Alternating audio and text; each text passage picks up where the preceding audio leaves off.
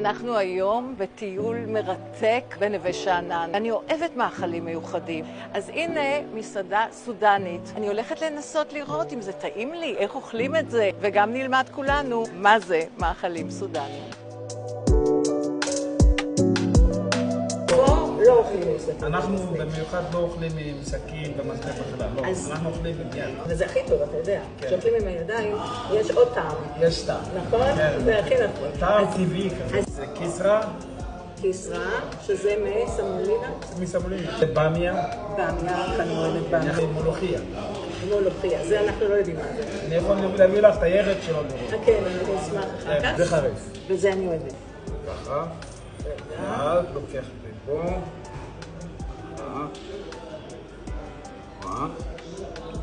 ככה ואת אוכלת. אני אוהבת לאכול בידיים.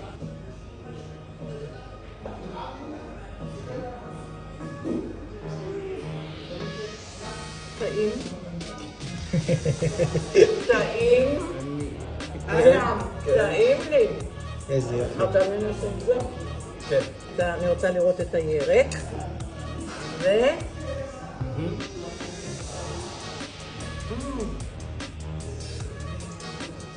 במיה יותר טעים. הבאמיה. אז אם אתה רוצה חריף, זה ככה. זה חריף עכשיו. אפשר אני לקפוץ? כן.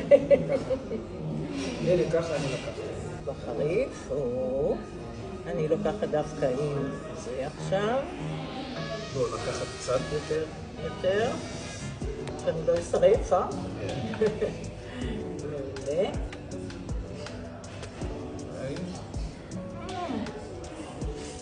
תקשיבו, זה טעים ברמות על, ואין כמו לאכול ככה עם הידיים, קצת ארוכה. זה לא יעזור. ועם החריף? תמיד לבוא להגיד, אני צריך קיסרה. קיסרה ובמיה. עם החריף? חבל על הזמן. תודה אדם, זה פשוט חלום. אני עכשיו אביא את העדשים. אני עכשיו טועמת עדשים.